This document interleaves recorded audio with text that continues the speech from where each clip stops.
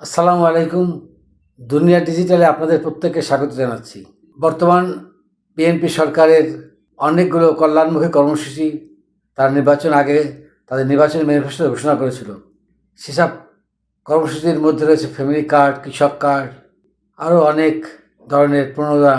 তবে একটি ভালো কর্মসূচি ছিল সমাজে যারা ধর্মপ্রচার, ধর্ম পালনে মানুষকে সহায়তা করেন সেই ইমাম এবং মুয়াজ্জিনদের জন্য বিএনপি সরকার ভাতার ব্যবস্থা করবে বলে তাদের নির্বাচন অঙ্গীকার রয়েছে। কিন্তু নির্বাচনের পর এমন একটি ঘটনা ঘটেছে যা বিএনপি সেই নির্বাচনী অঙ্গীকারের খেলাপ। আসুন আমরা সেই বিষয়টি নিয়ে কথা বলি।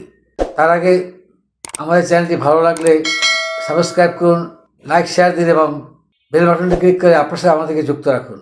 ত্রয়োদশ জাতীয় সংসদ নির্বাচনে কুমিল্লার নাঙ্গলকোটের হেসাখাল ভোটকেন্দ্রে দাঁড়িপাল্লা এজেন্ট হিসেবে দায়িত্ব পালন করা হাফেজ আব্দুল আলিম ভূঁইয়া নামের এক মসজিদের ইমামকে চাকরিচ্যুতির অভিযোগ উঠেছে এক বিএনপি নেতার বিরুদ্ধে। সংবাদের খবর অনুযায়ী গত 13 ফেব্রুয়ারি সকাল 9টার দিকে হেসাখাল গ্রামের খামারপুর মজুমদার বাড়ি জামে মসজিদ ইমামের বিরুদ্ধে এই সিদ্ধান্ত নেওয়া হয়। অভিযুক্ত জাহাঙ্গীর আলম মজুমদার হেসাখাল ইউনিয়ন শহীদ জিয়া স্মৃতি সংসদের সভাপতি। মসজিদ পরিচালনা কমিটির কোনো দায়িত্বে না থেকেও জোরপূর্বক ইমামকে চাকরিচ্যুত করেছেন বলে দাবি করেন মসজিদ কমিটির সদ্য সাবেক সেক্রেটারি মোজাফফর হোসেন সেলিম। স্থানীয়রা জানান, হেসাখাল গ্রামের হাফেজ আব্দুল আলিম ওই মসজিদে প্রায় 5 বছর যাবৎ ইমামতি করে আসছেন। গত 12 ফেব্রুয়ারি হেসাখাল বাজার ভোটকেন্দ্রে হাফেজ আব্দুল আলিম মহিলা বুথে দাঁড়িপাল্লার এজেন্টের দায়িত্ব পালন করায় ওই বিএনপি নেতা জাহাঙ্গীর আলম মজুমদার মসজিদ কমিটির কোনো পদে না থেকেও দলীয় প্রভাব খাটিয়ে ইমামকে চাকরিচ্যুত করেন। একক সিদ্ধান্ত ইমামকে চাকরিচ্যুত করার প্রতিবাদ করায় তিনি মসজিদ কমিটির সেক্রেটারি মোজাফফর হোসেন সেলিম ও স্থানীয় জসিমউদ্দিনের উপর হামলা চালান। এই ঘটনায় মসজিদ কমিটির সেক্রেটারি মোজাফফর হোসেন সেলিম মসজিদের মুতাওয়াল্লির কাছে অব্যাহতিপত্র প্রদান করে দায়িত্ব ত্যাগ করেন।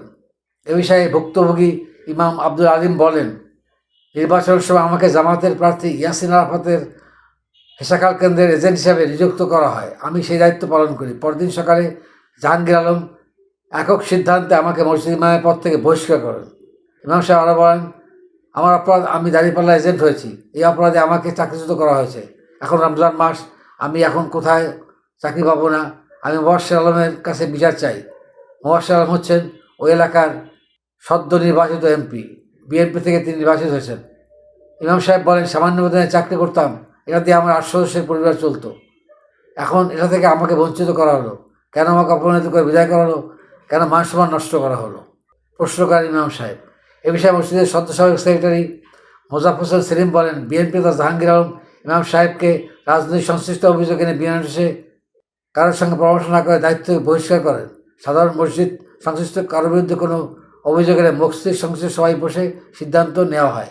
কিন্তু ইমাম সাহেবকে আত্মপক্ষ সমর্থনের সুযোগ না দিয়ে তাকে অসম্মান করে চাকরিচ্যুত করেছেন বিএনপি নেতা। এ বিষয়ে তার কাছে জানতে চায় জুমান নামাজ জাহাঙ্গীর আলম মজুমদার আমাকে আক্রমণ করে। এ ঘটনায় আমি মসজিদের মোতাল্লির কাছে অব্যাহতিপত্র জমা দিয়েছি। উপজেলা জামাতের নায়েবে আমির এস এম মহিউদ্দিন বলেন, ঘটনাটি সত্য। জাহাঙ্গীর ইমাম সাহেবকে মসজিদে আসার নিষেধ করেছেন। যদি তারা ইমামকে সসম্মানে আবার চাকরি ফিরিয়ে দেন তাহলে পরিবারটি উপকৃত হবে। আশা করব বিএনপি তার নির্বাচনী অঙ্গীকার অনুযায়ী ইমাম মুয়াজ্জিনকে শুধু ভাতাই দেবে না, তাদের চাকরিও নিশ্চিত রাখবে, তাদের চাকরিচ্যুত করবে না। ধন্যবাদ। দর্শক, আমাদের এই চ্যানেলটি যদি আপনার ভালো লেগে থাকে তাহলে অবশ্যই লাইক, কমেন্ট, শেয়ার এবং সাবস্ক্রাইব করে আমাদের পাশে থাকুন। আপডেটেড প্রতিটি মুহূর্তে দুনিয়া digital, world news meets truth.